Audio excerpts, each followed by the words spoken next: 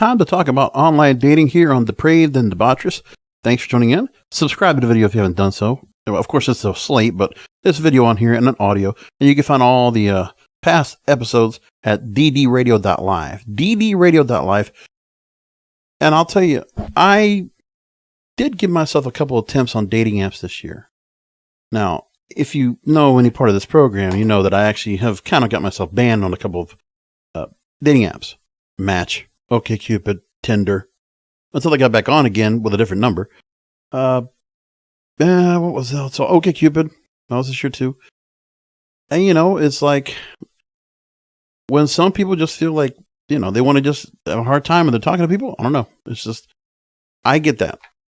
And I've gotten tired of online dating, but you know what? I just need to keep looking for reasons why. And I'll tell you, TikTok does a lot of that for me. Honestly, before I got on here now, I must have watched about 50 or 60 on my FYP of various dating videos, whatever it is. And I think to myself, and I'm saying, man, struggling. And if you look out there, honestly, you might see, and this is where I'm saying in Palm Beach where I'm at. I'm going to say it like this. So there's a couple places I normally go to where I can normally see people that are out and about. And it's various. So for instance, when I drive for Uber in the part-time, I'll go to various, hotspots. I might go to the beach, pick people up and drop them off. Go to Rosemary Square, which is a very popular downtown area, or Clematis Street. And when you look down these streets and you see the people that are, frolicking around or going to concerts, the couples, they're going to be people that have been in long relationships, but you're not going to see necessarily a lot of fresh couples. And, even if they are, it's like, you can tell it's just a little bit reserved. It's like the people in relationships that are out and about publicly, they've been dating with each other for a while, right? And if I go to the mall, like at the wall in Wellington Green, I walk around that all the time. Big mall, 2 stories, all the stores in there. And you see a lot of young people holding hands, dating, initial, sometimes high school sweethearts, most likely, or just guys and girls getting together. And you can just tell the difference where when you see people that are a little bit older, more like into their, let's say, late 20s, early 30s, you'll see that the priorities change.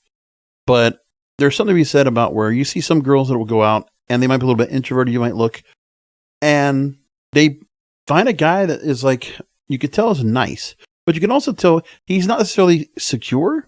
He's being friend zoned. I feel there's a lot of friend zoning right now anyway, and across the board. And that was one of the things that bothered me the most, that I can never turn and flip over the dating aspect when I was trying to talk to somebody, because I guess, my insecurities. If I talked, I was like, I wasn't necessarily overly confident. I could talk. I can have gift the gab. But my thing was, I felt like I needed to entertain. I felt like I needed to go ahead and keep the conversation going, keep things entertaining, not keep things boring. And I worked hard to try to do that. But as I said, I become a friend and not a date. And I tried various motions, right? Remember, I even tried to be a little bit more of a, definitely not so nice, trying to go the opposite. And if I met girls that way, I might meet a girl, but you know what? It's just short term. It's like once, twice, 3 times, and maybe that's it. And that's all it was. It was never like one way or the other. I never was able to find a perfect mix. And late 30s, I basically just gave up. About, 36, 37. Kind of just gave up on it because I was just getting tired. And that was around the time where, I was really much into my work, and especially doing my stuff that I hear for the King of Podcast Network. All the podcasts I do, it's like I'm doing this, and I just got myself more involved in working. And I feel better about it. It's like, and the thing is now, the couple of times I tried to go ahead and see, well, what if I just jump back into the water? What if I just try to go in again? Plenty of Fish has also banned me too. And so what happens is I'll go on and I get conversations. I'll get people to match, especially on Bumble. People will match, but I'll tell you, they just drop right off. So they're the ones that fall into my beehive, and all of a sudden, okay, they don't want to go farther with that. And there's nothing that makes people feel that they want to go that far. I don't know if that just means that you're swiping to me and they just thought, okay, and they just kept swiping right, or what. But then if I talk to somebody, that first conversation, second conversation, maybe we'll do a little bit of dialogue, come back, a little more dialogue, and then done. And that's it. Happens too often. And that's what I felt like when I did Bumble, and that's what I felt like when I did OkCupid. That's what I felt like when I did all of them. Just really felt like, and the thing too, I'll tell you not. I met a lot of girls looking for sugar daddies on here. I'm telling you, it's like, it's a warped sense of what people want. And you know what the reason is? That people can't really get themselves in dating? That's when I talked about the attachment book a few weeks ago, which I finished up listening to on Audible. A new study's come out that 93% of daters want a partner who is emotionally vulnerable. The other word, the attachment theory talks about is emotionally available. But they also say you should open up, but not overshare on a first date. Yeah, it's this push and pull. And what's going on with this is that it's kind of where you're saying, okay, you have to play a game, so you still can't be yourself. Because if you want to be open, you want to be, just let it out. I mean, I used to always try to be honest, especially when I was nice. Now, I will say the times that I was being super nice because I was just trying to do whatever it takes to get the girl. Yeah, I elaborated. I pushed the truth. I made the whole promises like, oh, we're going to make you so happy, this and that. I did all that. I'm not afraid to admit it. And I know some of you out there, some of you guys are doing the same damn thing. It's not going to work. And I'll tell you, there are some young girls that, they want to have a nice guy and they might say that. But then remember, if some of these guys are nice guys and they're not that secure, they kind of had a lot of neglect when they were growing up, and there's a whole thing about intention.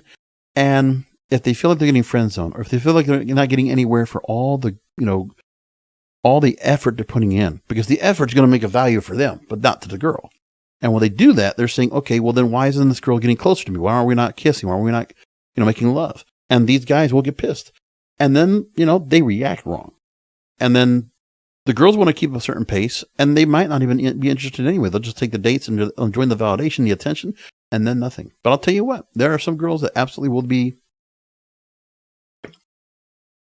if they had their share of toxic relationships, okay?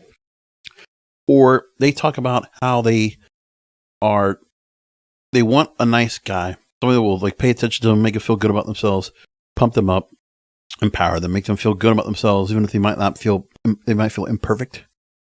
But then what guys don't realize is that some girls feel really needy, and they still feel the need to go ahead and there's an immaturity factor because of the toxicity that they went through themselves. Because they went through a toxic relationship, they became toxic themselves. Now, it's not their fault. It's just what happens. Like when you're going through an unhealthy relationship, you pick up unhealthy habits. I had one girl I was talking to, and she was just really needy. Okay, texting. She wants to text all day long. She's a single mom, and she's got a job. And I'm like, I got my job and I got my things. And her schedule is different than mine. But we're just texting. It's a long distance. But she is adamant that I need to go ahead and spend more time taking a break from work, which I don't do, and talk more with her. And I can't do that. There's just some things I don't settle with. That's the one thing I don't do. And I would suggest to young guys, stick your ground. Because most importantly, what you got to do when you're young is you got to set your boundaries.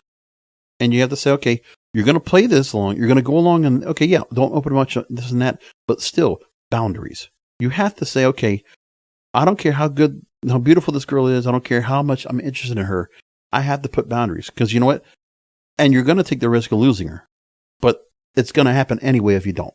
If that's a lesson I could have taught myself, at 18 years old, I kid you not. I wish I could have learned that lesson. If I knew what I knew now, I kid you not, I would be so well off when it comes to women. But I never did it. And it sucks. Anyway, back to the story. So it was Hinge that put the survey out. And they say that dating can often feel like a time loop. You discuss the same surface level topics over a couple of drinks and come away not really knowing who the other person is.